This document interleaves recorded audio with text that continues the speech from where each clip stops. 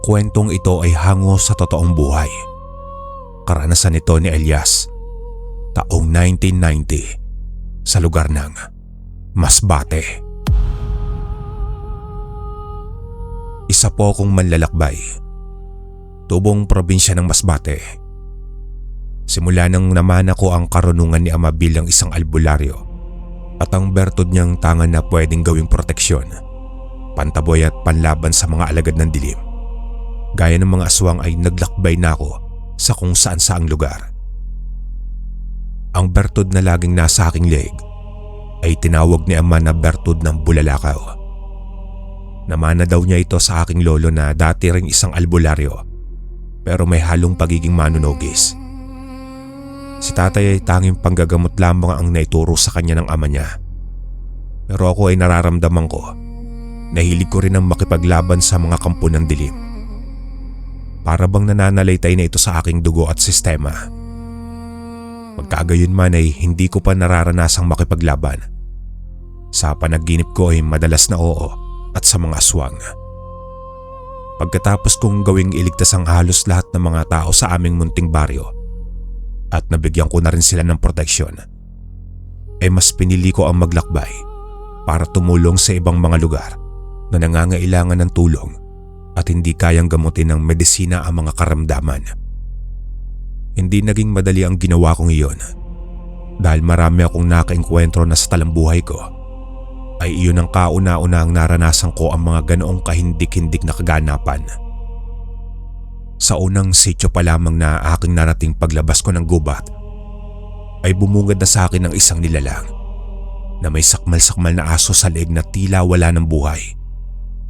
Mabangis at matalim ang mapupulang mga mata ng nilalang na iyon na bahagyang napatras sa aking kinaroroonan. Pero sa kabilang banda ng aking isipan ay tila ba nasabik akong makalaban ng nilalang na iyon. Pagkawasiwas nito sa wala ng buhay na biktima nitong hayop, ay kagad niya ako sinugod. Eksakto naman ang pagdating ng mga taong nagkukumpulan. May daladalang mga sulo at matatalas na armas na tila ba ang kaharap kong nilalang ang kanilang pakay. Nang makita nila ako ay tumigil sila. Sinabi pa nila sa akin na mag-ingat ako kasi isa daw aswang ang kaharap ko. Ewan ko pero parang mas lalo akong nanabig. Inihanda ko ang aking sarili.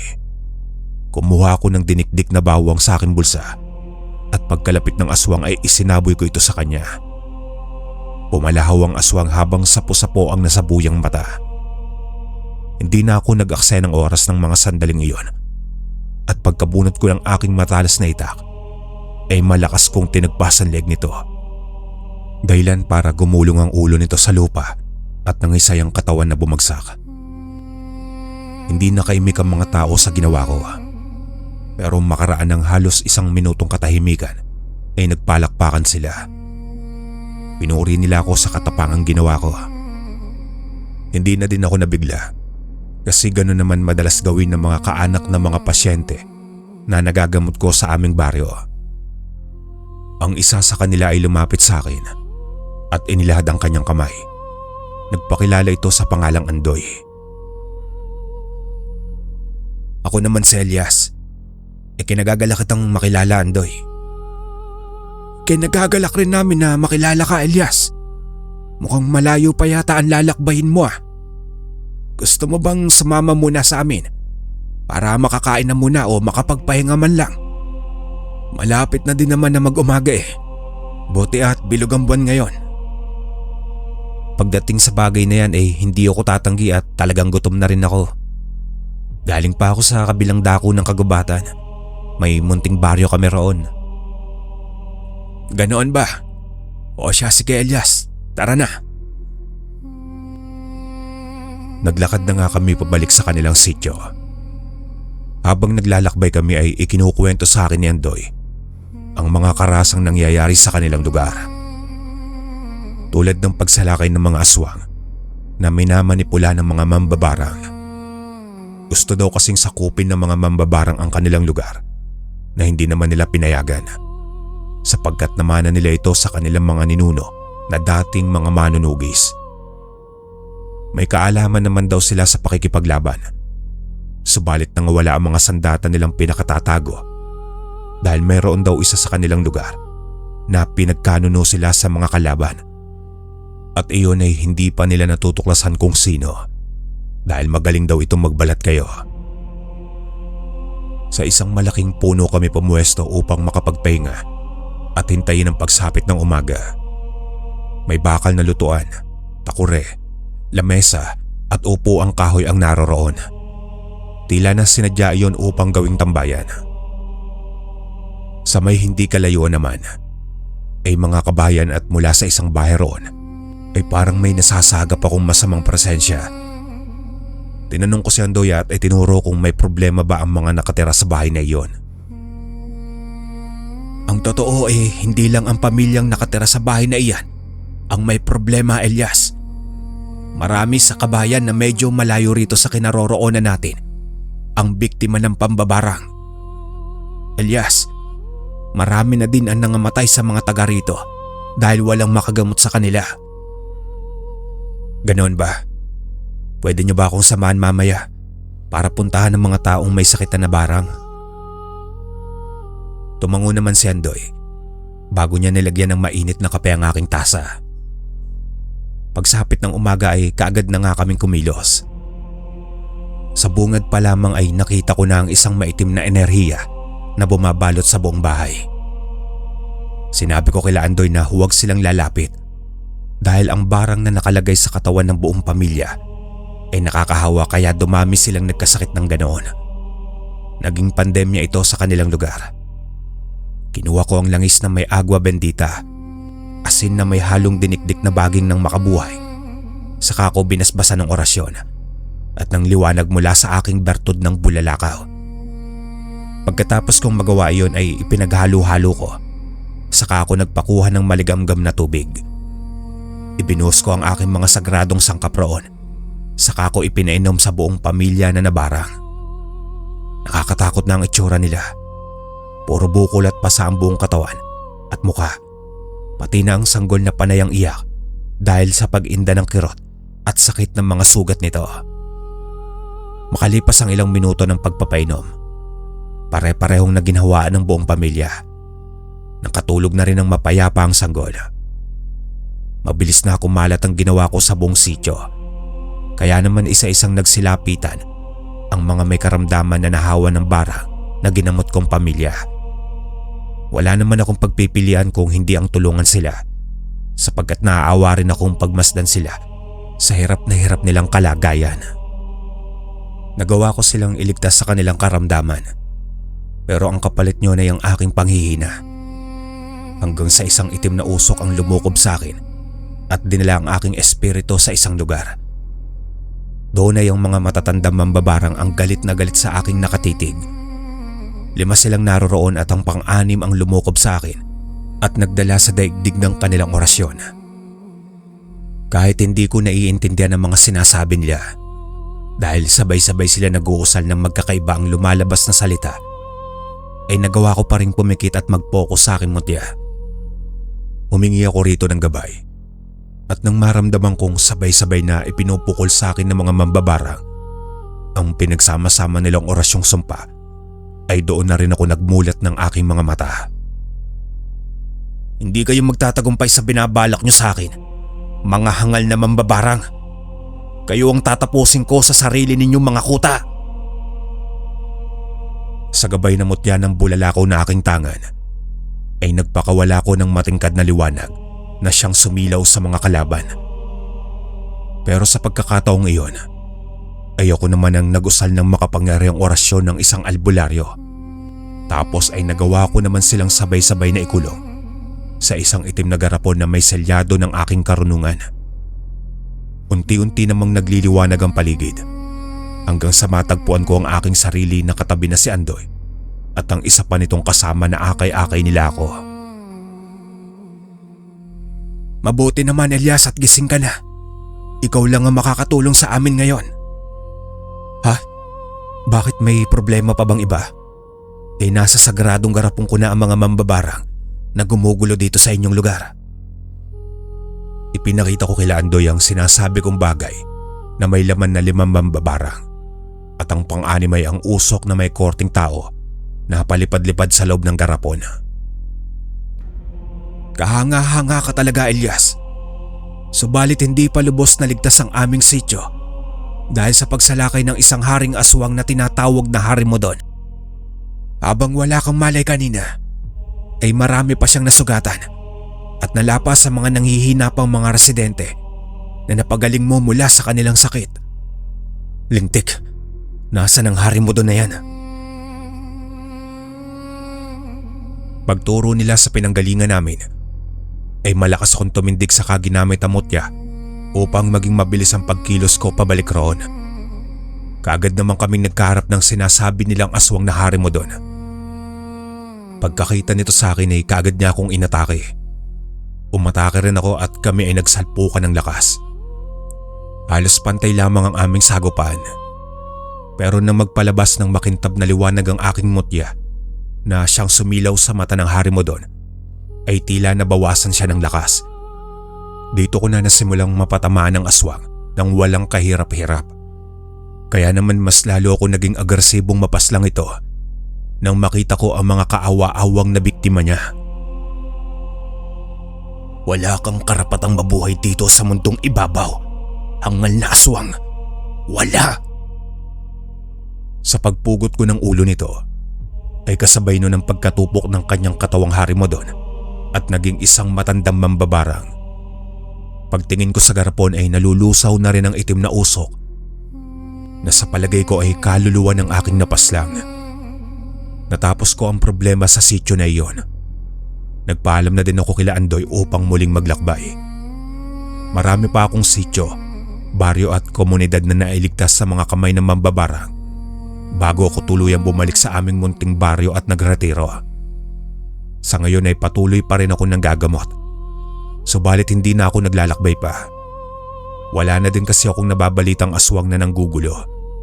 Kaya tahimik na ang aking buhay at hinihintay ang aking huling araw dito sa mundo kung kailan kukunin ng Panginoon ang hiniram kong buhay sa Kanya para makatulong sa kapwa. Hanggang dito na lang po ang aking kwento, mga kalakbay. Punta na po tayo sa pangalawang istorya. Sa panahon ngayon, lalo na sa bago nating henerasyon, bihira na lamang ang naniniwala sa mga nilalang sa dilim gaya ng mga aswang, duwende, engkanto, maligno, kulam at iba pa. Subalit meron ding hindi nawawala ang paniniwala sa mga ganoong uri ng mga nilalang gaya ko. Magandang araw po sa inyo, Sir Proy at Sir Ray, at sa mga tagapakinig ng inyong channel. Tawagin nyo na lang ako sa pangalang Onat, hindi ko tunay na pangalan. Tubong albay po ko at lumaki na tanging pangingisda at pagtatanim lamang ng gulay ang aming ikinabubuhay. Maaga ring binawi sa amin ang aking itay dahil naman sa sakit niya sa puso. Habang ang nanay ko naman ay 64 at 61 ang tiyuhin kong si Ompong. Nangyari naman ang karanasan kong ito noong 17 anyos pa lamang ako. Tanda ko pa, magpahanggang ngayon ang kahindik-hindik kong karanasan tungkol sa isang mabagsik na aswang kung saan may dugo rin itong mangkukulam. At kung paano iyon nilabanan ng aking tiyo na isang antingero. Sisimulan ko po ang kwento na ibabahagi ko sa inyo noong nabubuhay pa ang aking ama.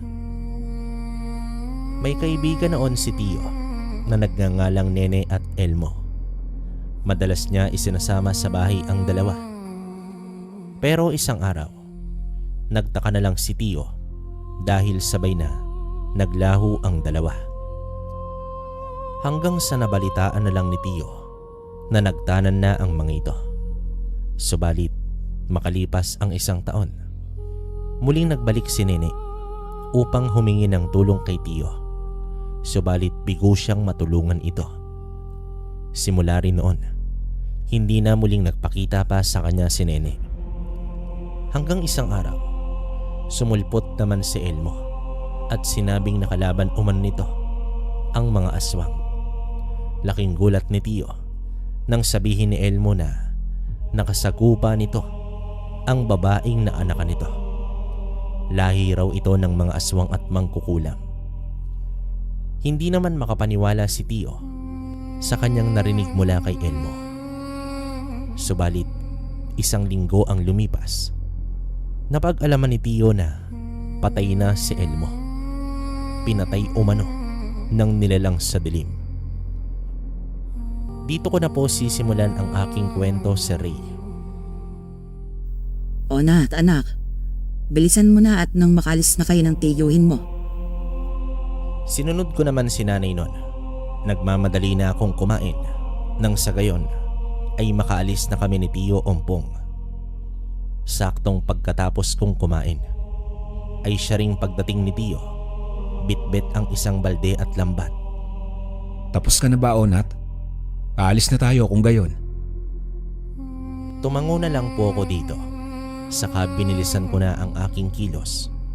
Kinuha ko na rin ang dalang flashlight at nagsimula ng ilawan ang madilim at lubak-lubak na daan patungo sa ilog. Pagdating namin sa malawak na ilog ay kaagad kaming lumusong sa tubig. Subalit natigilan ako nang bigla na lang humangin ng malakas. Onat, bilisan mo na riyan. Opo Tio, patapos na po. Sinunod ko naman dito si Tio Ompong. Kahit nakakaramdam ako ng kakaiba sa paligid, ngunit pinili ko pa ring manahimik. Hindi naglaon. Nasa gitna na kami ng ilog. Nakasakay naman kami noon sa maliit naming bangka. Tara na, Onat. Bakit po Tio? Konti pa lang itong huli natin eh. Huwag nang maraming tanong. Mahina naman ngunit mariin niyang sagot sa akin. Hindi na lamang ako kumontra at kaagad kong sinunod ang sabi niya. Pagdating namin sa bahay, sinabi ni Tio sa akin kung bakit niya ako niyayang umuwi kaagad. Aniya, may masamang enerhiya raw siyang nararamdaman sa paligid. Tio, kahit nga po ko kanina, may nararamdaman din akong kakaiba. Kaya kung wala kang kasamang mga isda, huwag kang alis mag-isa. Malaki ang tiwala ko kay Tio dahil isa itong magaling na antingero sa aming lugar. Marami na siyang napapagaling na may malubhang karamdaman. Inilabas niya ang suot na anting-anting na ayon pa sa kanya ay bigay pa raw iyon ng lolo niya. Mutya ng agila na kung saan ay nagbibigay umano ito ng kapangyarihan sa may-ari. Pagiging maalam, talino, malakas at matapang. Bukod doon, marami pa siyang panlaban sa ibang pangontra, sa mga aswang at maging sa kulam at barang. Mabuti naman at walang masamang nangyari sa inyo. Wala pa sa ngayon kung hindi tayo mag-iingat. Dito napatingin ako kay Tio nang marinig ang sinabi niya. Tila may kalakip iyon na pagbabanta. Subalit tama naman ito. Mas mainam kung mag-iingat na lamang kami. Dahil hindi namin batid kung kailan kami aatakihin ng mga masasamang nilalang. Inay, ano pong gagawin natin sa nahuli naming isda? Medyo patanong kong saad kay nanay. Naglakad naman siya patungo sa maliit na tukador sa katiningnan kung may pampalasa pa ba kaming naiwan. Subalit naubusan na kami at tanging asin na lamang ang natitira. Damihan mo na lang yung asin. Bukas na ako pupunta ng bayan para mamili ng pangangailangan natin dito sa bahay. Kakausapin ko na rin ang kumpare kong Cisco na samahan ako sa panghuhuli ng isda mamayang gabi para may maibenta na tayo sa palengke. Sambit naman dito ni Tio Ompong. Siya nga po pala, si Tio ay tumatandang walang asawa. Kaya hanggang sa pagtanda niya ay kasama niya pa rin ang nanay. Bagay na labis namang ipinagpasalamat ni nanay. Silang dalawa lang kasi ang magkapatid. Mas mabuti pa nga, Ompong. Huwag mo nang isama si Onat sa panguhuli ng isda. Wika naman dito ng aking nanay. Alam kong natatakot ang aking ina. Subalit ng panahong yon ay sadyang matigas talaga ang ulo ko. Kahit hindi naman ako pinapayagan ni nanay, ay sumasama pa rin ako kay Tiyo. Isang araw noon, habang binabagtas namin ang daan papasok sa kagubatan, ay meron kaming narinig na iyak na galing sa tila isang sanggol. Madilim sa bahaging kinatatayuan namin dahil natatabunan ng naglalakihang dahon ng kahoy ang sinag ng buwan. Onat, wag na wag kang lumikha ng ingay. Saad naman sa akin dito ni Tiyo. Napalunok na lang ako ng laway bago naman ako unti-unting tumayo. Nang gabing yon, batid kong merong kakaiba sa paligid, lalo't seryoso lamang si Tiyo. Mabilis makaramdam si Tiyo. Para siyang ibon na konting kaluskos lang ay nakakaramdam agad. Marahil dahil yon sa anting-anting na suot niya. Maya-maya pa, mahigpit niyang hinawakan ang aking kwintas. Tiyo, palakas ng palakas ang yak ng sanggola. Huwag kang maingay. Mariin ngunit mahinang sabi naman dito ni Tiyo. Hindi na lamang ako sumagot pa. Batid kong alam ni Tiyo ang gagawin. Patuloy naman kami sa paglalakad hanggang sa malagpasan namin ang iyak ng sanggol. Pagdating namin sa ilog, mabilis kinuha ni Tiyo ang dalang lambat at nagsimula ng lumusong sa may tubig. Naghanda na rin ako upang tumulong nang bigla na lamang akong nakaramdam ng pagkaalinsangan sa paligid. Dito ka lang sa tabi ko, Onat. Tiyo, mas mainam po yata kung bumalik na lang tayo sa bahay natin . Medyo pabulong ko pang tugon kay Tiyo. Tiningnan niya lamang ako sa kay tumango. Umahon kami sa tubig at dito nagpasyang bumalik na sa bahay. Pagdating namin sa bahay, nakita ko si nanay na halatang inaabangan ang pag-uwi naming dalawa. Mabuti naman at pumalit kayo kaagad. Pumasok na kayo sa loob at huwag kayong lalabas. Bakit, Ompong? Huwag nang maraming tanong, Ate Minda. Pumasok na kayo. Ako nang bahala rito. Dito tiningnan ko si nanay. Sumenyas naman ako sa kanya na mauna nang pumasok sa loob ng bahay. Batid kong sinusundan kami ng nilalang na yon.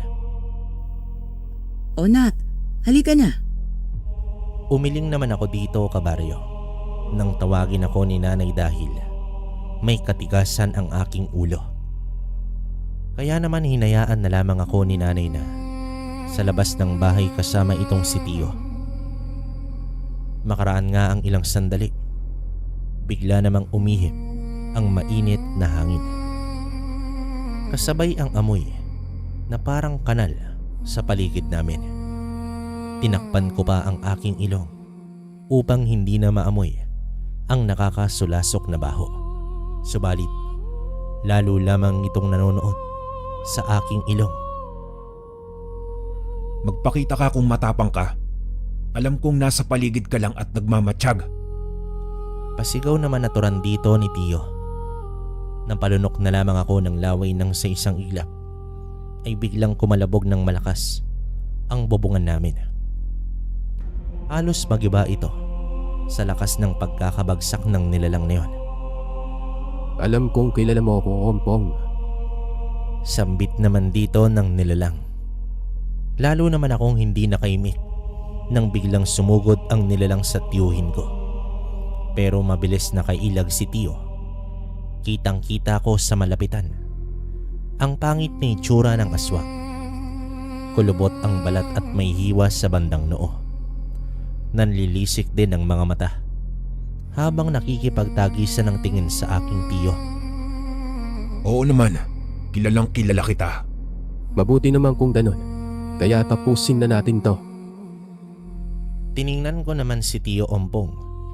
Parang wala lang sa kanya na may nakakasagupa siyang aswang.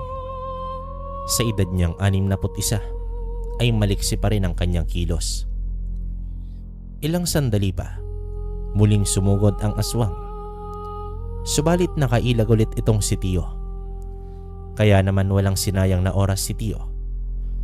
Inihanda niya ang hawak na buntot ng pagi. Saka naman ito hinampas sa nilalang dahilan upang umatungal ito ng malakas. Akmang muli itong susugod nang bigla siyang sipain ni Tio Ompong, dahilan upang tumilapon ito sa malayo. Onat, pumasok ka na sa loob. Ano ba't dinaig mo pa ang panonood ng palabas sa TV? Hindi ka ba natatakot sa nilalang na yun? Singhal naman sa akin ni Tio. Pero sa halip na makinig ako, sinilip ko lamang ang aswang kung saan ito tumilapon. Subalit wala na ito roon. Nakatakas na ito. Tiningnan naman ako ni Tio pagkatapos. Pinasadahan ng tingin ang buong paligid. Nang makumpirmang wala na ang nilalang na yon, niyaya na ako nitong pumasok sa loob ng bahay. Pumasok na kayo rito. Utos naman noon sa amin ni Nanay. Pagdating namin sa loob ng bahay, nang hihinang napaupo naman si Tio sa may lupa. Batid kong nanghihinayang ito sapagkat hindi niya napatay ang aswang na yon. Simula noon, kabaryo, hindi na namin nabalitaan kung nasa na ang aswang na yon. Palaisipan pa rin sa amin kung bakit bigla na lang naglaho na parang bula ang nilalang na yon. Pero hindi tayo dapat maging kampante lang. Alam kong hindi lang aswang ang nilalang na yon. May lahi rin siyang mangkukulam. Kaya nagawa niyang magpalit ng anyo, gaya ng pagpapalit anyo bilang sanggol, magandang dalaga at iba pa. Sa madaling sabi, manlilin lang ang mga nilalang na gaya nila. Dahil naman sa mga sinabi ni Tio, ay biglang nanindig ang balahibo ko sa katawan. Hindi ko lang kasi lubos maisip na may ganoong uri pala ng nilalang. Sa mga sumunod na gabi, payapa na ang pagtulog namin. Maging ang pangingisda namin ni Tio ay tuloy-tuloy na. Hanggang isang araw, napagpasyahan ni Tio na turuan niya akong manggamot. Pero umayaw naman ako dahil wala akong alam at hindi ko rin naman gusto. Kahit anong pilit pa ni Tio na turuan ako, subalit ayaw ko talaga. Hanggang sa nagsawa na si Tio at hinayaan na lang niya ako. O Nat, mamalengke ka muna. Naubusan na tayo ng pakailanganin dito sa bahay. Wala kasi ang Tio Ompong mo ngayon. Nasa kabilang baryo. Ginagamot si Isko. Bigla na daw kasing nagkasakit.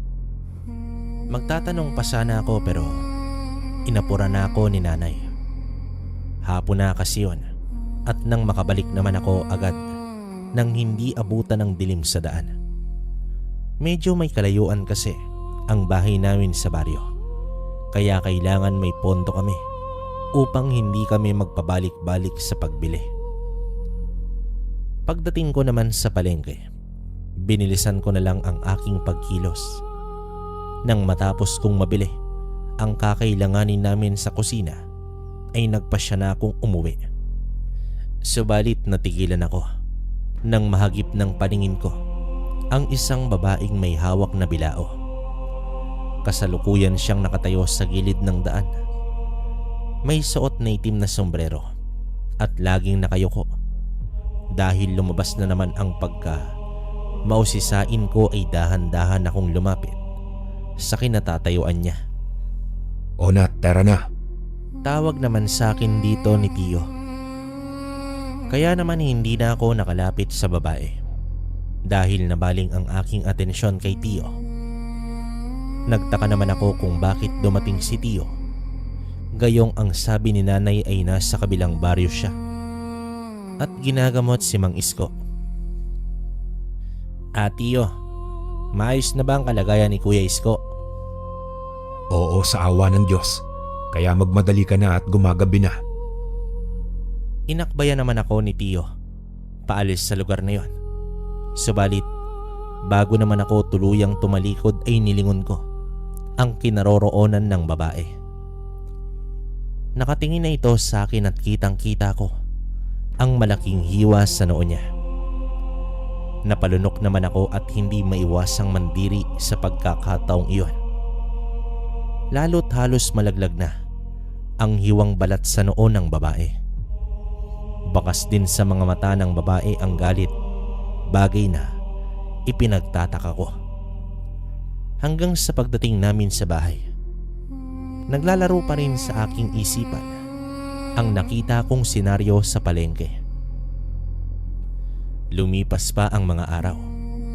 Halos abala na si Tio Ompong sa panggagamot niya sa iba't ibang barangay dahil may mga bata raw na bigla na lang dinapuan ng matinding sakit. Meron ditong sumusuka ng dugo, nagtatae na puro tubig at bigla na lang hinihimatay. Nabuo tuloy ang haka-haka ng mga residente sa baryo na baka may aswang na pagala-gala roon. Dahil doon, halos hindi na makauwi ng bahay si Tio. Aniya, hindi naman daw pwedeng pabayaan na lang ang mga batang nangangailangan ng tulong niya. Wala kasing ibang gagamot sa mga bata kundi siya lamang. Di rin naglaon, gumaling na ang mga batang ginamot niya. Basta kahit anong mangyari, huwag na huwag kayo magpapapasok ng ibang tao rito. Sinabihan ko na si Isko na kapag may bakanting oras siya, nadalaw-dalawin kayo rito. Dito pumunta naman si Tio sa may Sorsogon dahil may nangangailangan sa kanya roon. Naisin ko man sanang sumama sa kanya. Hindi ko rin naman magawang iwan ang aking ina dahil matanda na ito. Dinadalaw naman kami ni Kuya Isko sa tuwing may bakante ang oras niya. Dinadalhan niya kami ni nanay ng mga prutas at kamoting kahoy. Ilang kilo rin ng bigas na may kasamang tuyo naman o daing. Kailan po ba babalik si Tio, Kuya Isko? Magalang na tanong ko naman sa kanya. 1 linggo pa yata siya roon, Onat. Siya lang kasi ang kilalang antingero dito sa lugar natin at magaling pang manggamot. Tumango lamang ako sa kanya. Sa mga oras na yon, batid kong maraming ginagamot si Tio sa Sorsogon. Isang umaga yon, kabaryo, habang naglalakad naman ako patungo sa taniman namin ng gulay, nang mapansin ko ang isang babae na nakahiga sa damuhan. Dala ng kuryosidad, lumapit naman ako sa kinaroroonan ng babae. Kumunot ang aking noo dahil tila mahimbing itong natutulog. Inilapag ko ang hawak na bilao. Saka ko naman ito ginising. Nagpapasalamat ako dahil maayos naman siya, kaya nagpasya na akong tumuloy sa paglalakad upang makapamitas na ng mga gulay. Pagdating ko sa bahay, nagtaka naman ako dahil bigla na lamang akong nakaramdam ng panlalamig sa buo kong katawan. Nanginginig ang kalamnan ko at butil-butil din ang mga namumuong pawis sa aking noo. Anak, anong nangyari sa'yo? Hindi ko alam, inay. Bila na lang akong dinapuan ng ganitong sakit. Maayos naman ako kanina eh. Dali-dali niya akong pinaiga sa may papag. Pagkatapos nun, ay nagtungo na siya sa kusina upang mag-init ng tubig na may kasama namang luya. Baka raw kasi nagpalipas ako ng kain o di kaya ay lamig lang yon. O anak, inumin mo ito. At nang gumaan ang iyong karamdaman, sa susunod kasi, mag-iingat ka at aalagaan mo ang iyong sarili. Ininom ko nga ang pinakuloang tubig na may luya. Noong una, medyo bumubuti-buti naman ang aking kalagayan, kabaryo. Subalit pagsapit ng gabi, mas lalong lumala ang aking karamdaman. Bagay na labis na ikinabahala ni nanay nagsimula na rin akong magsuka ng malapot na laway. Mabuti na lang talaga dumating si Tio Ompong ng panahong iyon upang sagipin ako mula naman sa mapanganib na sitwasyon. Nausog ka, Onat. Mabuti na lang at nakauwi ako ngayon. Dahil kung hindi, baka bukas pinaglamayan ka ng bata ka. Sunod-sunod ang paglunok ko ng laway nang merong binanggit si Tio na isang lingwahe. Subalit ni isa ay wala naman akong naiintindihan. Nang matapos niya akong gamutin, ay sakalang humupa ang nararamdaman ko. Anong nangyari sa pamangkin mo, Ompong? Inusog ng aswang Ate Minda. Nandito lang sa lugar natin ang nilalang na yon. Mabuti na lang talaga dumating ako. Maswerte ka pa rin, Onat. Kaya mag-iingat ka sa susunod. Lalo't lagi akong umaalis dito upang manggamot. Laking pasasalamat ko naman ng panahong iyon, kabaryo, dahil sinagip ni Tio ang buhay ko. Simula rin noon, hindi na ako masyado lumalabas sa bahay namin. Kapag may ipapabili si nanay o kaya may ibebenta kaming mga gulay sa palengke, si Kuya Isko ang inuutusan niya sa tuwing may ginagamot si Tio sa ibang barangay. Hanggang isang araw, wala na kaming masaing para sa hapunan. Kaya naman wala na akong ibang pagpipilian kundi ang pumunta sa palengke. Nagkataon din kasi na wala nun si Kuya Isko at si Tio. Kaya naman ako na ang bumili kahit ayaw pa sana ni nanay. Baka raw kasi mapano na naman ako. Kung hindi ako nga alis, inay, sino ang pupunta roon? Saka wala naman tayong ibang mauutusan dahil malayo ang kapitbahay natin, di ba? Basta mag-ingat ka. Magdala ka ng asin at bawang. Si inay talaga. Wala nang nilalang na yun, ay. Takot na yun kay Tio. Basta, mag-iingat po ako, inay. Pangako ko yan sa inyo. Diyan ka mapapahamak sa katigasan ng ulo mo, Onat.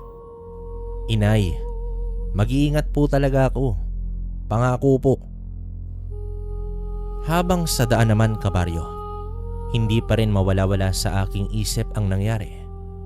Sa akin, 1 buwan noon ang nakakaraan. Pakiramdam ko kasi, hindi malabong maulit na naman yon. Subalit, hindi rin pwedeng si inay ang aalis dahil matanda na ito. Makaraan lamang ang ilang minuto, nasa palengke na ako.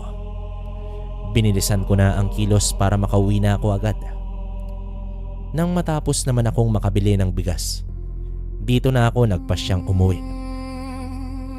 Sa aking paglalakad, kabaryo, nakasabayan ko ang isang babae. Hindi ko mapigilang mapahanga sa angking ganda ng babaeng iyon. Napakaputi niya, matangos ang ilong at balingkinitan ang pangangatawan.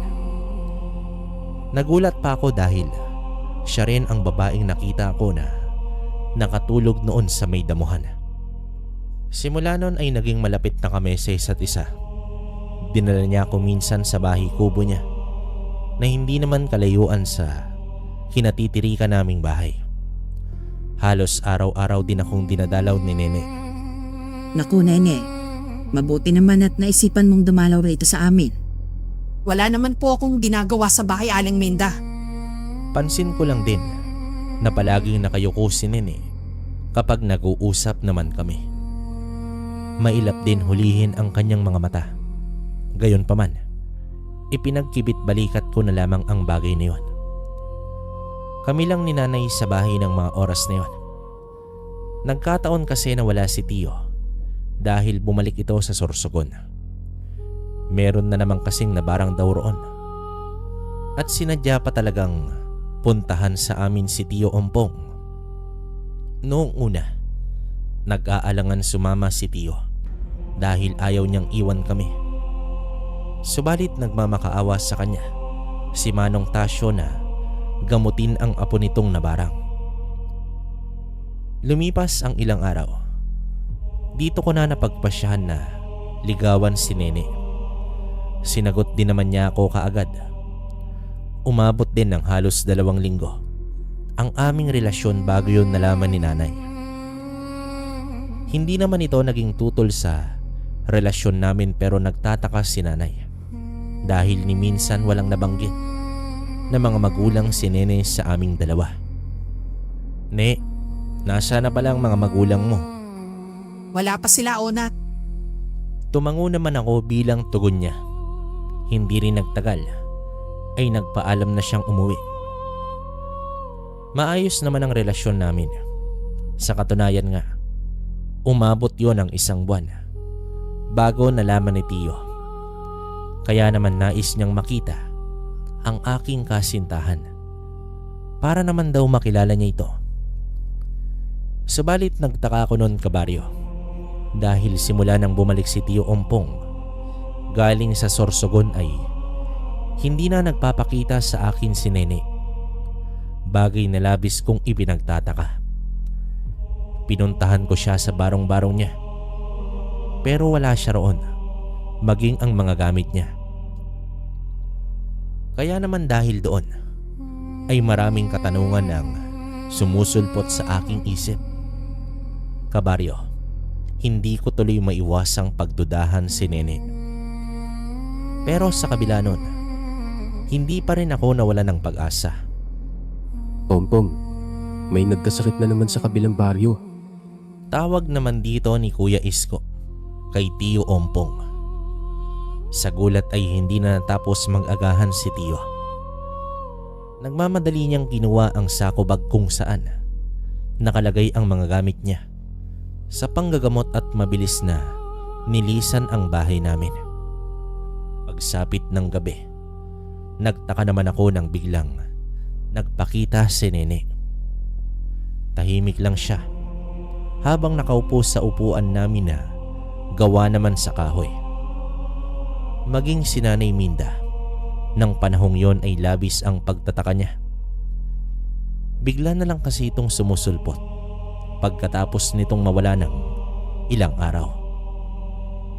Saan ka ba nagpunta, Ne? Bakit bigla ka na lang nawala? May problema ka ba? Onat, pwede mo ba akong samahan sa bahay ko? Matapos niyang sabihin ang katagang yon, kabaryo, ay nagmamadali na itong humakbang. Subalit hindi pa man siya nakakalayo nang makasalubong niya si Tio Ompong.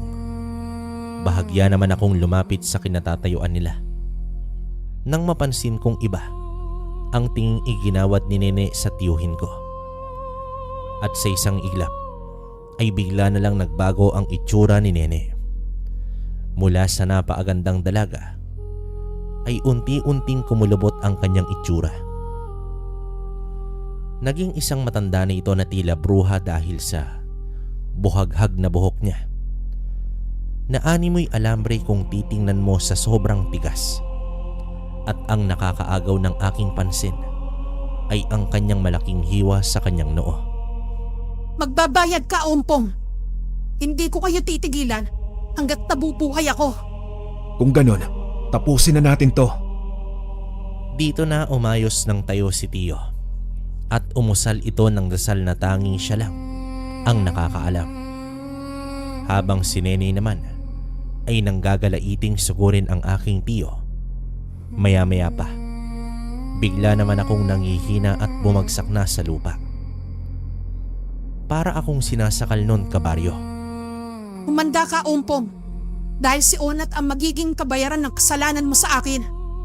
Huwag mong idadamay ang pamangkin ko rito, Nene. Nagbabalat kayo ka pa talaga upang paghigantihan ako. Bakit hindi? Nang dahil sa'yo nawalan ako ng anak. Dahil naman sa tulong ng sinag ng buwan, ay kitang-kita ko ang panlilisik ng mga mata ni Nene. Nanghihina pa rin ako noon, kabaryo. Pinilit kong bumangon pero hindi ko naman magawa. Ikaw ang pumatay sa anak ko, Ompong. Naaalala mo pa ba ang ginawa mo noon? Ginawa ko ang aking makakaya upang gamutin ang iyong anak, Nene. Subalit nabigo ako. Lalo't hindi pa ako biyasa sa panggagamot noon. At alam ko rin na ikaw ang pumaslang kay Elmo. Huwag mong ipaalala sa akin ang taong yon, Ompong. Matagal na siyang buto at isusunod na kita. Dahil pareho lang tayong walang kwenta. Tapusin na natin to. Dito tinaas ni Nene ang dalawang kamay niya. Saka naman ito may ibinulong. Ilang sandali pa ay humangin ito ng malakas na may kasamang kulog at kidlat. Sa puntong yon, kabaryo, muli kong sinubukang bumangon. Subalit bigo na naman ako.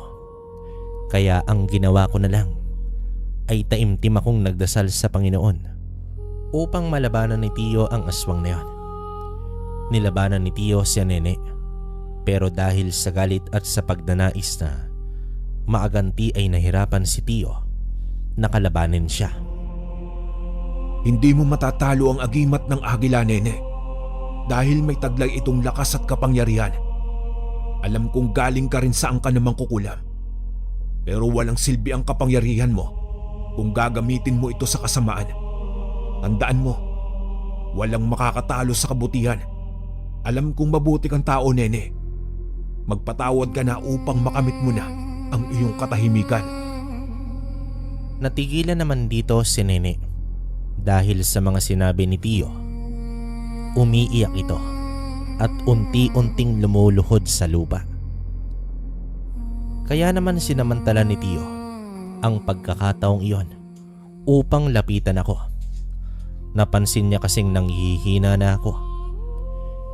Dito inalalayan niya akong makatayo.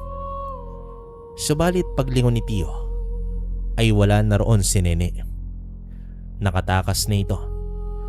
Dali-dali naman akong inihatid ni Tio sa loob ng bahay at sinubukan niyang habulin si Nene. Pero hindi niya ito naabutan.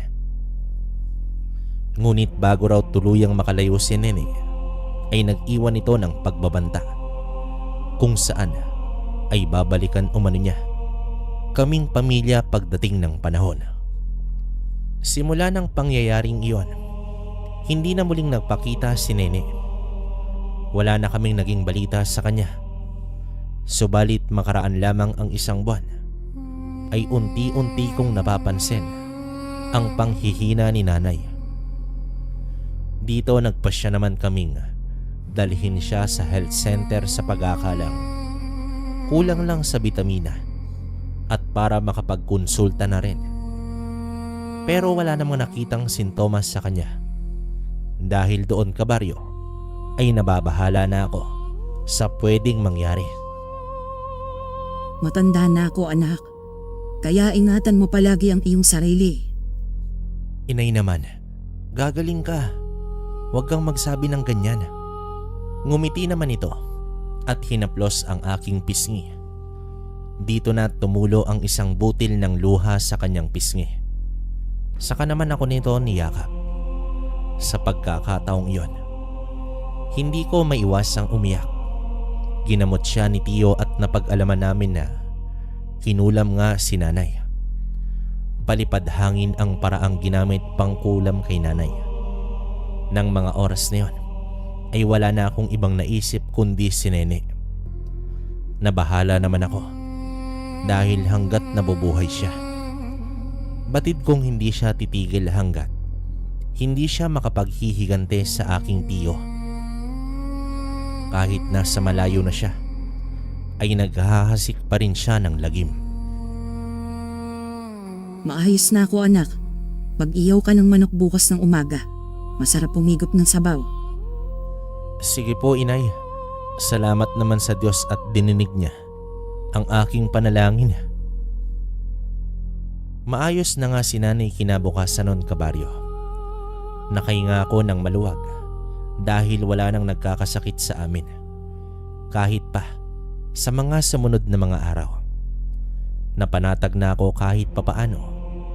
Subalit sa kabila nun, hindi ko pa rin maiwasang malungkot dahil sa nangyari sa amin ni Nene. Tumulo naman ang aking mga luha habang naaalala si Nene. Akala ko sa kabila ng lahat, totoong minahal niya ako. Ngunit hindi pala. Nilinlang niya lang ako dahil sa paghihiganti niya sa aking Tio. Totoong minahal ko siya, kabaryo. Subalit ako lang pala ang nagmahal sa aming dalawa. Hindi ko lubos akalain na aswang at mangkukulam pala ang babaeng iniibig ko noon.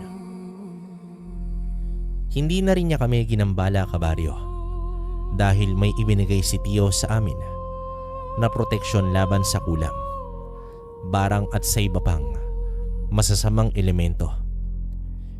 Minsan din ay napapanaginipan daw siya ni Tio na umiiyak mag-isa habang hinahanap ang kanyang anak. Labis umano ang pangungulila nito sa anak. Dahil doon, naisip namin na baka nagawa niyang tanggapin ang pagiging aswang at mangkukulam mula sa angka nito upang makipaghiganti lamang sa aking Tio.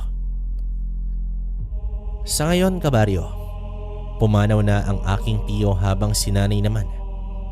Namatay siya 2 taon matapos maganap ang pangyayaring iyon. Iniwan sa akin ni Tio ang kanyang anting-anting. Magagamit ko raw ito pagdating ng tamang panahon. Hanggang ngayon, wala na akong naging balita kay Nene. Kung nasaan man siya, dalangin ko ay sana hindi na ito magasik pa ng lagim. At sana matutunan na rin niyang magpatawad nang sa ganon ay mapalagay na ang kanyang loob at tuluyan na rin niyang mapatawad ang kanyang sarili. Hanggang dito ko na lamang po tatapusin ang kwento, kabaryo. Muli po ay magkakasama pa rin tayo sa susunod pong mga kwento. Maraming salamat sa inyo ni Sir Proy ng Manlalakbay.